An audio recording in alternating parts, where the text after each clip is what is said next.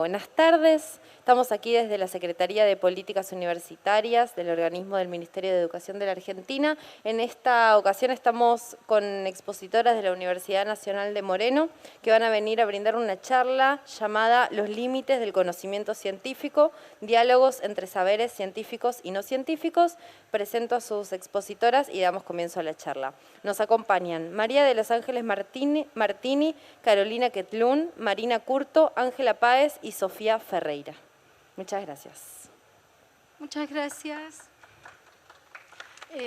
Bueno, mi nombre es María Martini, formamos parte de un proyecto de investigación que se radica en la Universidad Nacional de Moreno. El proyecto que estamos llevando adelante ahora se llama el conocimiento científico como problema público y vamos a presentar en primera instancia un video que elaboramos como parte, no de este proyecto, sino del proyecto anterior, que se llama Científicos y Chantas, y que tiene que ver, es un caso histórico y que tiene que ver con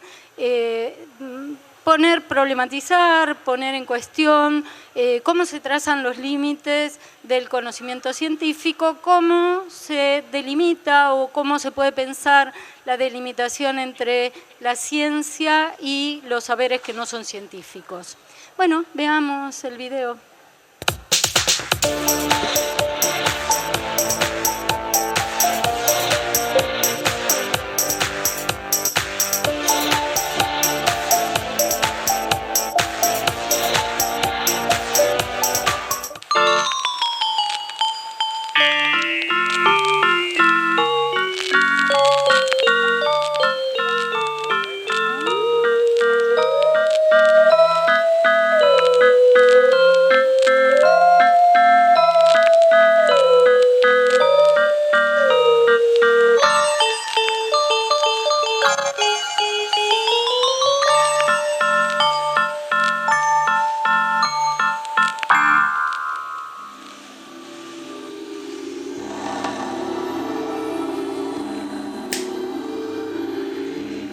¿Cómo se establecen los límites entre la ciencia y la no ciencia?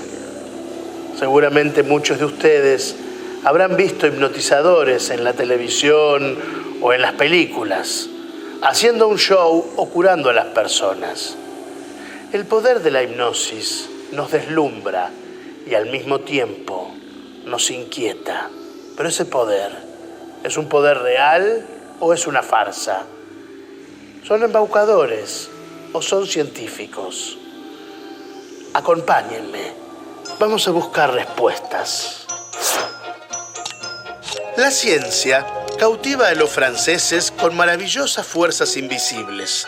Newton les habla de un espíritu sutil que permite que todos los cuerpos se muevan, desde las partículas del universo hasta las patas de los animales. Y Lavoisier sostiene que existe el calórico, un fluido que impregna todos los cuerpos. No se ve, pero le sirve para explicar por qué hay sustancias en un estado líquido, sólido o gaseoso. El espíritu etéreo y el calórico no podían verse, pero sí las exhibiciones que mostraban el espectáculo de la naturaleza. El público enloquecía viendo volar a las personas por primera vez subidas a los globos de los hermanos Montgolfier y presenciando los fenómenos eléctricos a través de los pararrayos de Franklin.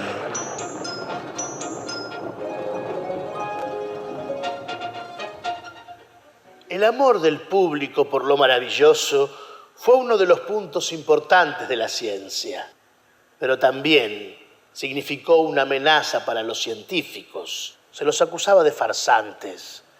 La gente los confundía con magos y muchas veces hasta los amenazaban de muerte por haber invocado tormentas. El público no podía distinguir fácilmente entre los charlatanes y los científicos, pero los especialistas podían.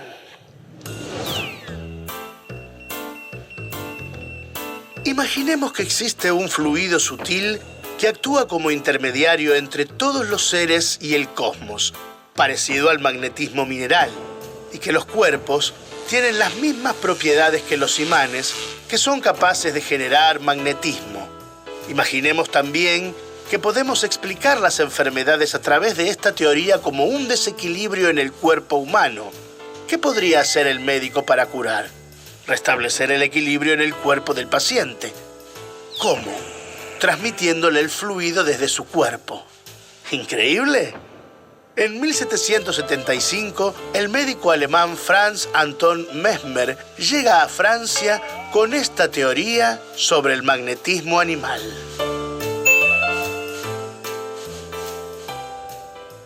¿Por qué fue tan controvertido el magnetismo animal si los franceses vivían en un mundo de maravillas invisibles?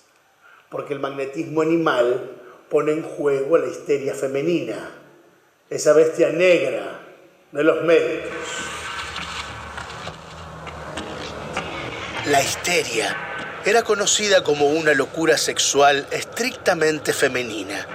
Las convulsiones que afectaban a las mujeres se atribuyeron a la posesión demoníaca. El demonio entraba en los úteros para alejarlos de su destino anatómico, la procreación. Sin embargo, para Mesmer, se curaba como cualquier otra enfermedad. Provocaba una crisis convulsiva para restablecer el equilibrio perdido. En definitiva, una variante del hipnotismo. Mesmer utilizaba la baquette, un recipiente con agua magnetizada alrededor del que se sentaban las pacientes y hacían contacto para que el flujo magnético circulara entre ellas. Sus procedimientos eran muy teatrales. Desde que llegó a París, buscó sin éxito el reconocimiento en el ámbito académico. Sin embargo, obtuvo gran repercusión entre los médicos más jóvenes de la Facultad de Medicina. Se desató una guerra de panfletos entre académicos y mesmeristas. Tuvo tanta difusión que fue debatido en la Academia y cafés de París, pero también fue ridiculizado en obras de teatro, canciones y caricaturas. Todo terminó con la designación de una comisión real para investigar el mesmerismo, conformada por los principales científicos de la época, incluidos el químico Lavoisier, el astrónomo Bailly, el médico Guillotin, sí, el mismo que inventó la guillotina, y el embajador de los Estados Unidos, Benjamin Franklin.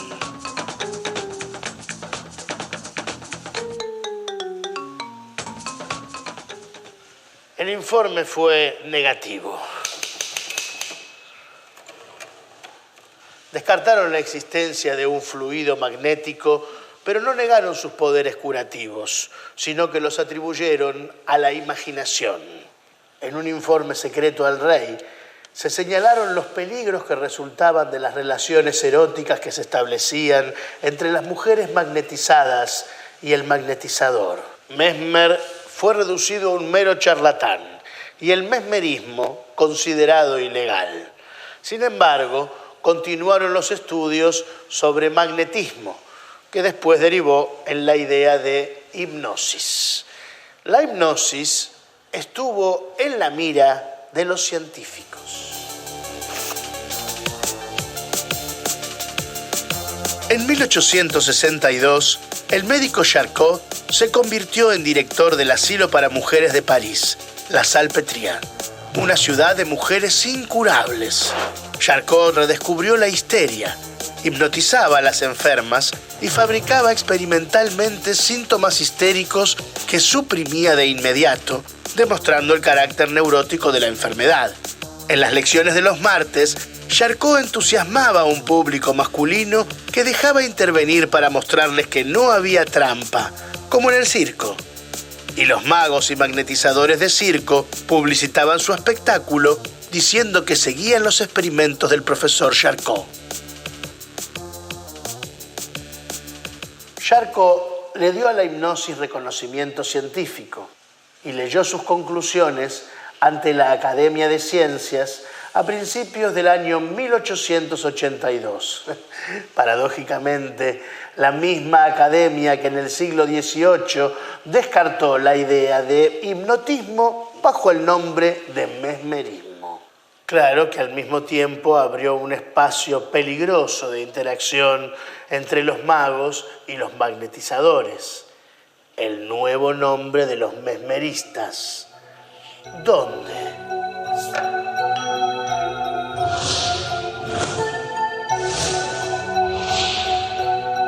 En nuestros días, muchos ven a las migraciones como un peligro que amenaza a las sociedades. También en el siglo XIX, la inmigración, las lenguas extrañas, la posibilidad de que algunos de esos individuos se colaran en círculos sociales prestigiosos inquietaban a las élites porteñas. En Buenos Aires ya no se sabía quién era quién. El Estado argentino convoca a médicos y criminalistas para desenmascarar a quienes aparentaban ser lo que no eran, los simuladores.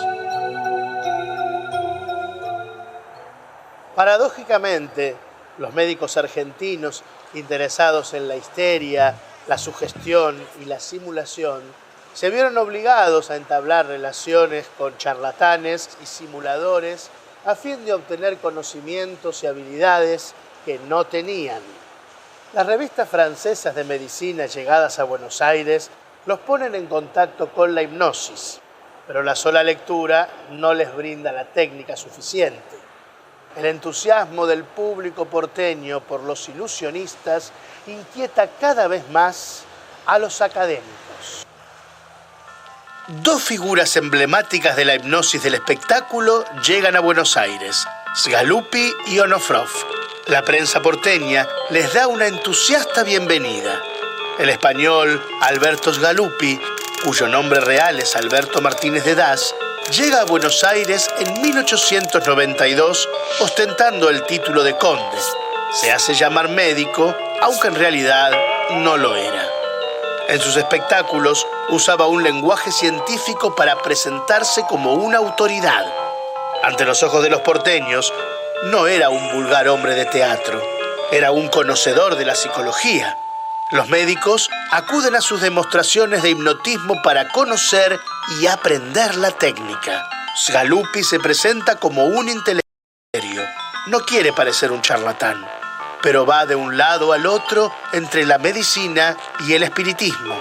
Funda el Instituto Psicológico Argentino y a la vez se relaciona con la Sociedad Espiritista Constancia. Difícil no parecer un chanta. Al final, el Departamento Nacional de Higiene le cierra el instituto. Al poco tiempo, llega a Buenos Aires Onofrov, prestidigitador, adivinador del pensamiento, experto en fascinación y sugestión. El ilusionista provoca una disputa entre los médicos y la prensa porteña es el escenario de sus opiniones encontradas. Algunos consideran que no tiene sentido estudiar a un farsante y otros buscan explicar científicamente los fenómenos del show. Domingo Cabred, director del Hospicio La Merced, hoy Hospital Borda, cree en los poderes de Onofrov.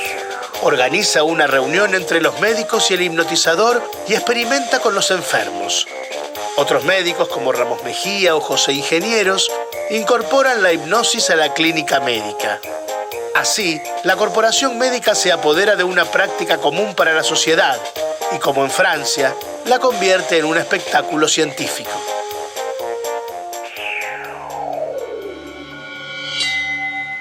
Llegamos al siglo XX y los límites entre la ciencia y la no ciencia aún siguen siendo borrosos. ¿Por qué? Porque los discursos científicos incluyen a la hipnosis. Pero también existen muchos científicos que intentan incluir dentro del campo de la ciencia al magnetismo curativo, los médiums, las sesiones espiritistas, la telepatía y la materialización de los espíritus. Ingenieros, el hipnotizador, se vio envuelto por inquietudes espiritistas y magnetológicas, como fue el caso de Ovidio Rebaudi. A Rebaudi le daba lo mismo hacer investigaciones químicas o espiritistas, porque creía que todas podían tener el mismo rigor científico. Así, publica un trabajo académico sobre la stevia, da clases en la Universidad Nacional de La Plata y funda la Sociedad Magnetológica Argentina sin que se le mueva un pelo. Pero Rebaudi no era la gran esperanza de legitimación para los espiritistas porteños. Ellos querían en sus filas una figura de primera línea de la ciencia oficial. ¿Quién? José Ingenieros. ¿Por qué?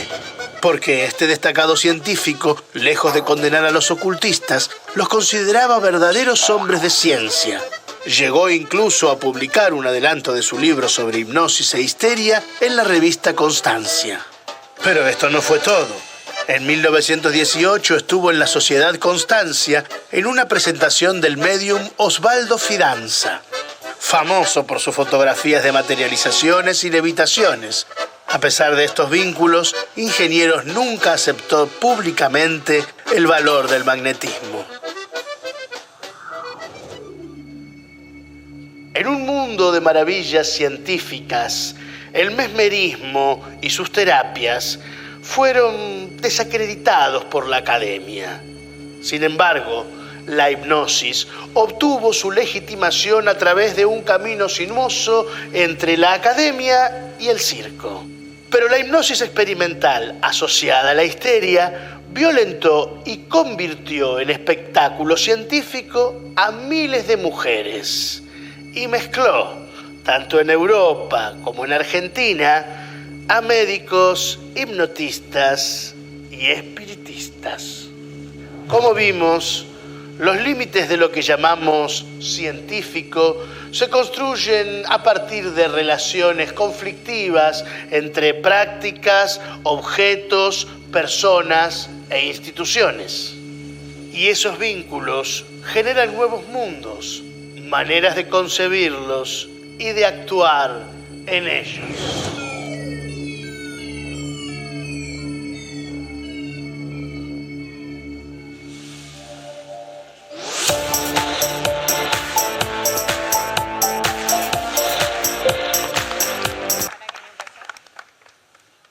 Bueno, muchas gracias. Ahora vamos a continuar con una exposición. Las compañeras son integrantes de nuestro grupo de investigación, un grupo de investigación que toma este tema de los límites entre ciencia y no ciencia, pero ahora para ver la interacción, la producción de conocimiento entre gente de la academia, entre saberes científicos y saberes que no llamamos no científicos ni legos, sino que son saberes que vienen de la experiencia, que se construyen, y lo que analizamos es justamente ese tipo de hibridaciones. Empezamos con la compañera que se va a presentar. Hola, ¿cómo están? Mi nombre es Ángela Páez, soy estudiante de la licenciatura en Comunicación Social en la Universidad Nacional de Moreno y soy becaria del CIN. Y bueno, el objetivo de mi proyecto de investigación es estudiar el trabajo de la Asociación por los Derechos de Salud Mental, en la que trabajan tanto profesionales de la salud mental y del derecho, y que tienen como, digamos, principal objetivo lograr que el Estado promueva y desarrolle políticas públicas en salud mental. La asociación, digamos, la ideología de la asociación está en concordancia con aquella que promueve la Ley Nacional de Salud Mental, que propone pasar de una lógica tutelar a un enfoque de derechos que garantiza el reconocimiento de todas las personas como sujetos de derechos independientemente de su condición de salud. Entonces, bueno, en este sentido lo que yo hago es estudiar las interacciones entre ADESAM, los colectivos de investigadores, los familiares y las personas con padecimiento mental, y hago enfoque en la injusticia epistémica que considero de la que son víctimas las personas con padecimiento mental. Este concepto lo saco de Miranda Fricker, que ella lo define como causarle un mal a alguien en su condición de sujeto de conocimiento. Y considero que las personas con padecimiento mental sufren ambos tipos de injusticia epistémica que ella desarrolla, tanto la injusticia testimonial como la injusticia hermenéutica. La injusticia testimonial porque a las personas con padecimientos mentales, a sus testimonios se les da una credibilidad disminuida basada en prejuicios identitarios negativos en relación con su condición de salud. Y la injusticia hermenéutica porque hay un vacío en los recursos hermenéuticos colectivos debido a que determinados grupos quedan marginalizados hermenéuticamente porque no participan de una cierta cantidad de prácticas que ayudan a construir las interpretaciones que las definen. Entonces se crean interpretaciones sesgadas de las vivencias y de la experiencia de ese grupo, y eso es lo que pasa con las personas con padecimientos mentales. En este sentido, el principal interés, digamos, de mi trabajo es estudiar primero la forma en la que ADESAM lo que intenta es no solo superar la injusticia testimonial de la que son víctimas las personas con padecimiento mental, sino también los prejuicios en la economía de los recursos hermenéuticos colectivos. Y para eso lo que analizo sobre todo son primero los espacios de coproducción del conocimiento que crea ADESAM para generar justicia hermenéutica, y segundo, los dispositivos de comunicación que lo que buscan es superar la injusticia testimonial. Muchas gracias. Marina, muy bien. Bueno, buenas tardes, mi nombre es Marina Curto, también pertenezco a este grupo de trabajo. Mi proyecto se basa en una asociación que se llama La Revuelta. Es una asociación de socorristas, de personas que ayudan, asisten e informan a personas con capacidad de gestar en situación de aborto. La idea de este proyecto tiene que ver con tomar al aborto como problema público, ¿no? Como punto de partida, tomando a CEFAI, tomando al problema público como un proceso que tiene largos sucesos y que a partir de ahí se conforma y se instala dentro de la sociedad, teniendo en cuenta también los procesos de coproducción de conocimiento, tomando a 3 agentes que son los profesionales de la salud, las socorristas que hacen un trabajo de activismo, y por otro lado las personas gestantes, mujeres y personas gestantes. En esta investigación, bueno, lo que pude ver en principio fue un recorrido histórico de esta asociación que comienza en el año 2001 en la provincia de Neuquén. En ese momento no había demasiada información sobre el aborto con medicación, y fue un proceso de búsqueda, ¿no? De iniciativa por parte de estas personas. Conforman el grupo no solo mujeres, sino también personas con capacidad de gestar, y hacen una formación continua en esta actividad, en este activismo.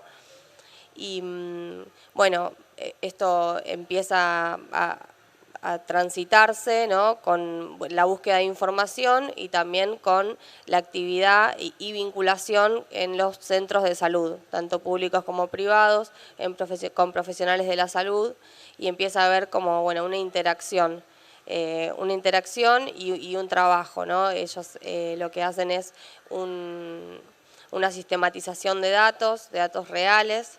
Sabemos que hasta el año pasado el aborto no contaba con el amparo legal, con la ley, por lo que, bueno, había un trabajo arduo que desarrollaban, y también formaban parte de la campaña nacional por el aborto legal, seguro y gratuito.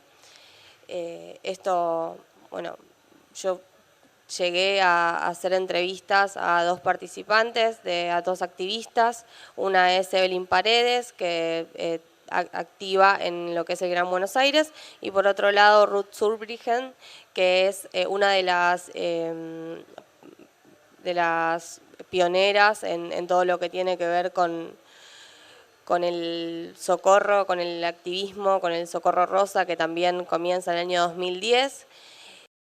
Y bueno, y con todo, ¿no? esta labor, este activismo, se empiezan a hacer vínculos, relaciones, ¿no? Se llega a profesionales amigables, se llega a distintas instancias.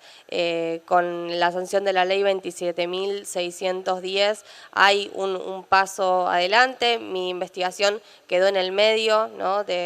Empecé cuando todavía no era ley el aborto legal, y bueno, y todo el transcurso de este año que continué, ya hay otro panorama, pero bueno, de cualquier forma sigue habiendo, ¿no? Muchísimo por hacer. Y en cuanto a esto, bueno, lo que pude ver es esta interacción de saberes, esta interacción entre profesionales y no profesionales, entre activistas y médicos o médicas, y cómo este trayecto habilita y hace que la voz de las activistas tenga un valor, tenga una voz central en esta generación de nuevos contenidos y de nueva folletería informativa, ¿no? Para personas que quieren acceder o que están en situación de aborto y que quieren acceder al aborto con medicación. Y en esto se genera un folleto que se llama Cómo abortar con medicamentos de forma segura, que es consultado, ¿no? Que desde la parte política, de la parte gubernamental, es consultada a la revuelta, perdón, y en este caso encontramos, bueno, determinada interacción en donde el proceso de formación, de investigación, de activismo, hizo que dé como resultado, bueno, un inicio a nuevos contenidos y a una información compartida, no generalizada. Así que, bueno, básicamente de eso se trata mi proyecto, y les agradezco mucho por el silencio, por el respeto.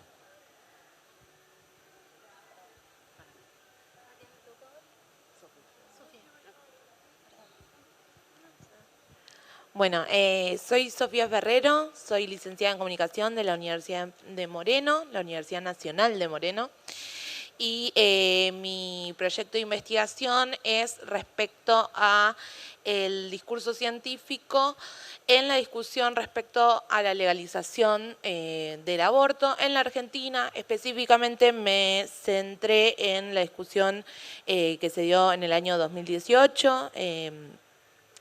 Inicialmente iba a trabajar sobre la discusión al interior del Poder Legislativo, digamos, en senadores y en diputados. Después nos dimos cuenta de que necesitábamos ampliar ese corpus y terminamos incorporando lo que son, digamos, las reuniones de asesores, porque nos parecía interesante, instancias interesantes para evaluar cómo ese discurso científico, digamos, era apropiado por distintos actores y por distintos colectivos, ¿no? Uno de los objetivos centrales del trabajo era justamente evaluar cómo los distintos conocimientos científicos eran incorporados en las discursividades, en los argumentos, en ambos polos de la disputa o de la polémica en torno a la cuestión del aborto. Tanto el polo pro vida como el polo, digamos, a favor de la legalización tenían argumentos científicos en los cuales basarse, digamos. En ese sentido es interesante que las disciplinas de las que se extraían las citas de autoridad o la información que se quería como retomar como valiosa o relevante, provenía de distintas disciplinas, ¿no? Dentro de aquellos actores que estaban en contra de la legalización, encontrábamos que se retomaban centralmente conocimientos científicos provenientes de las disciplinas biomédicas, de la genética, ¿sí? Mientras que en todo el sector que estaba a favor de la legalización del aborto en Argentina, retomaba sobre todo conocimiento científico que provenía de disciplinas humanas, sociales, psicología, sociología. es interesante ver, digamos, qué conceptos se retoman, ¿no? De un lado tenemos ADN, embrión, proyecto, desarrollo génico, perdón, soy de humanidades, y del otro lado tenemos tortura, deseo, como digamos, conceptos centrales, ¿no? Que se retoman. Sin embargo, cuando los actores, digamos, que están posicionados políticamente y que están dentro de una discusión histórica, retoman conceptos científicos, retoman conocimiento científico, difícilmente va a ser en el mismo sentido en el cual fue entendido, digamos, ese concepto al momento de ser producido.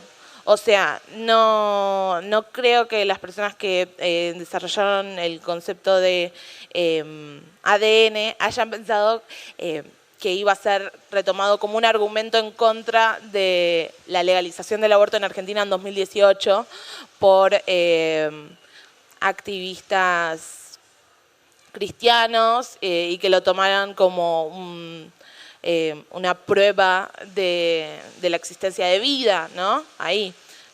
No sé si se entiende a dónde quiero ir.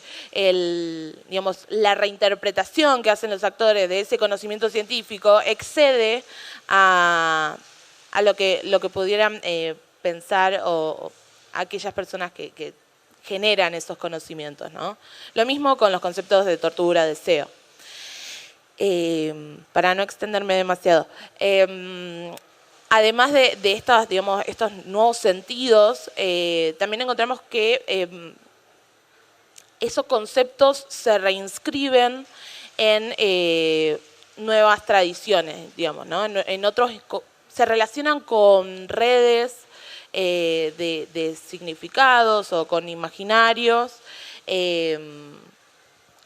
distintos, ¿no? a los que originalmente estaban asociados. En ese sentido, encontramos que, por ejemplo, conceptos como ADN se relacionan fuertemente con palabras tradicionales del catolicismo como Espíritu Santo y conceptos como tortura se vinculó con toda la tradición de derechos humanos en Argentina.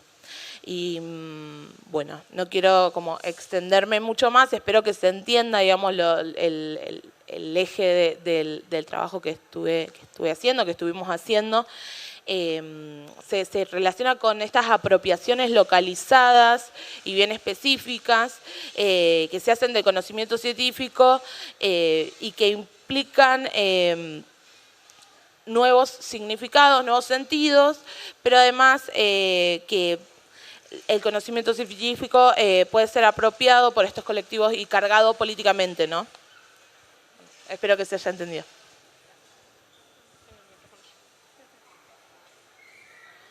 Hola, ¿qué tal? ¿Cómo? Más fuerte. Mi nombre es Carolina Ketlun y, bueno, un poco en continuidad con lo que venía contando Sofi, mi trabajo retoma la categoría personas gestantes. Básicamente la pregunta fue cómo se estabilizó, o sea, cómo esa categoría que nadie usaba ni en la militancia o que tenía un uso así bastante periférico, se estabilizó y bueno, y quedó en la ley y es parte del discurso y es parte, digamos, de la agenda del aborto y del feminismo, ¿no? Y de los feminismos. Entonces, lo que me propuse es rastrear entre las controversias cómo había aparecido y quiénes eran las voces que más defendían el uso de esta categoría. Así que corté un periodo de tiempo, en 2015 empieza y sobre todo 2018-2020, la pregunta acerca de, bueno, quién es el sujeto beneficiario de la ley, cómo eso va a ser formulado y qué consecuencias va a tener en la implementación de la ley, ¿no? O sea, no es solamente una cuestión terminológica, sino que está acompañado y produce o no produce, o produce prácticas, ¿no? Entonces, en ese sentido, bueno, una primera aparición de esta categoría en el 2019, donde aparece en un solo artículo. el 2018, perdón. Y en 2019 ya aparecen todos los artículos acompañando a la categoría mujeres, ¿no? O sea, es como mujeres y personas gestantes. Entonces, y en un artículo también diciendo que son equivalentes, que su uso es equivalente. Entonces, a partir de esa incorporación, en el 2019 se abre otra vez todo un debate acerca de, bueno, ok, ya está la categoría, pero ¿de qué forma la vamos a incorporar? ¿Y qué relación va a establecerse con la otra categoría, mujeres? ¿No? Porque si en principio pensamos personas gestantes, ¿por qué pondríamos mujeres si son personas gestantes? ¿No? Entonces, como sobre todo de parte de los colectivos, de los varones trans, que ahí vieron como una jerarquización y una parcialidad en vez de dar la posibilidad de construir un nuevo sujeto de derechos, ¿no? Así que bueno, ahí reconstruí un poco las controversias, esta controversia y estas voces, y que son las que digo, justifican o permiten comprender por qué aparece en el 2020 este sujeto que quedan las mujeres, ¿no? Y personas con otras identidades de género con capacidad de gestar, ¿no? Hubo que incorporar esta parte de con otras identidades de género y decir, bueno, mujeres es una identidad de género, hay otras. Bueno, incluso digo, con estas transformaciones y modificaciones en la ley y toda la discusión dentro de los feminismos, sigue habiendo como preguntas y problematizaciones acerca de cómo quedó esa ley y cómo sería mejor, ¿no? Porque lo que se está intentando ahí incorporar, de parte por lo menos de los varones trans, es una experiencia, es una singularidad. Entonces, la pregunta es, bueno, la categoría, ¿qué alcance tiene? Y qué logra mostrar, visibilizar o generar, ¿no? Entonces ahí sigue habiendo como un camino por recorrer y bueno, y toda esta reconstrucción de la controversia la analicé a partir de los lenguajes de la coproducción que me permitían entonces hablar de la red, como mencionó Sofi, de la red de actores y la heterogeneidad y la contingencia y como el agrupamiento que luego se separa, ¿no? En esos términos me permitía hablar de la controversia y por otro lado la relación entre ciencia, mundo, ¿no?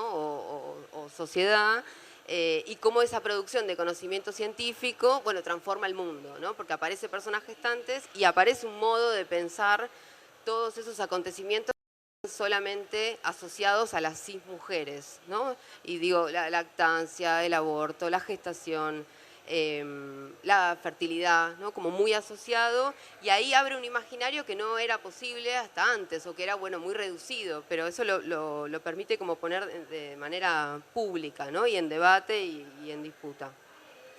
Hasta ahí. Muy bien, cerramos, que se hizo un poquito largo y dimos un panorama de nuestras investigaciones que rondan, como vieron, o se centran fundamentalmente en la idea de coproducción del conocimiento, esta idea que viene de los estudios sociales de la ciencia y la tecnología y que, bueno, justamente lo que busca indagar son esos espacios de encuentros y de construcción del conocimiento, pero como hibridación, como un espacio de construcción conjunta entre gente que es de la academia y gente que no es de la academia. Muchísimas gracias.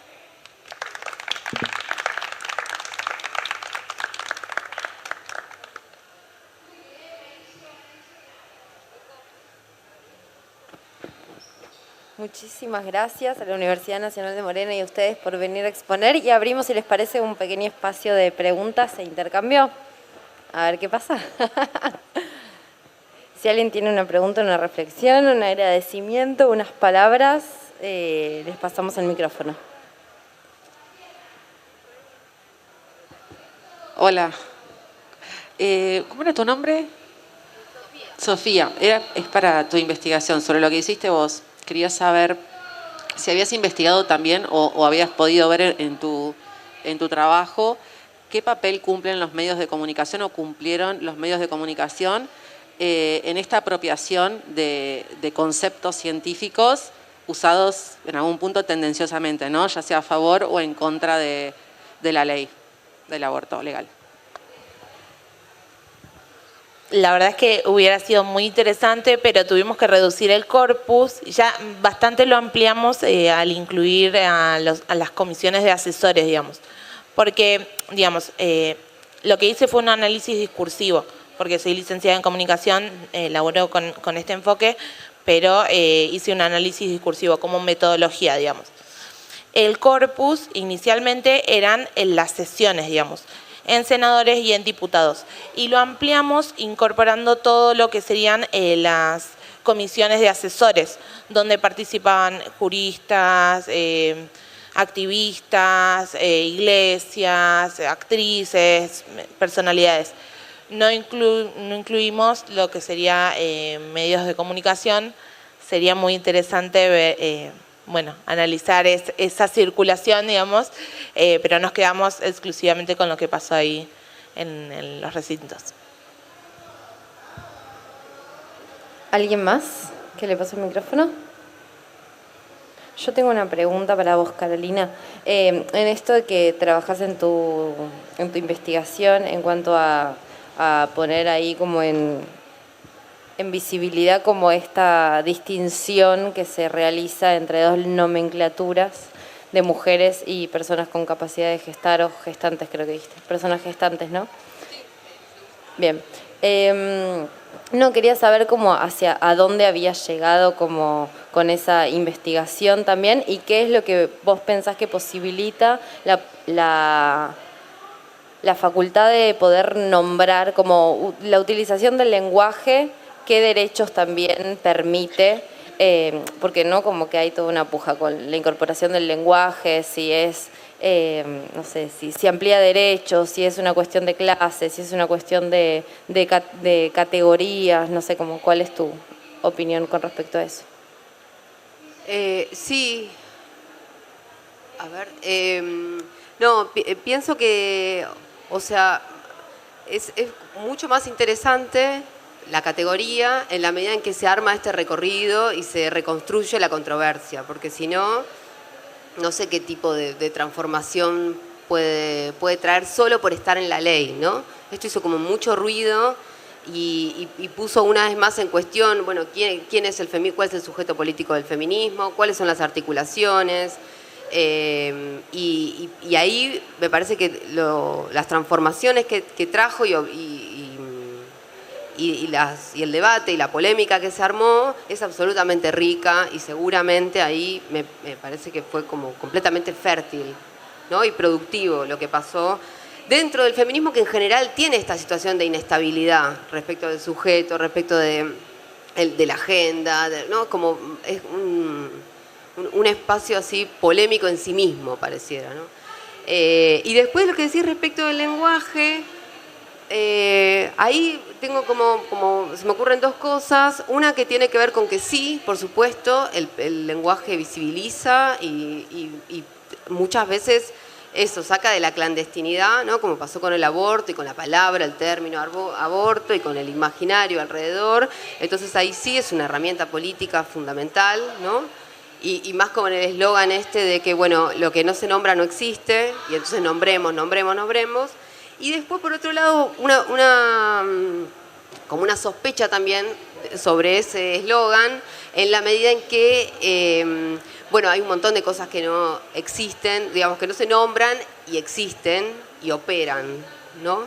Entonces, digo, como para no terminar solamente en esta idea como un poco triunfalista de, bueno, la cantidad de categorías que hay hacen que vivamos mejor.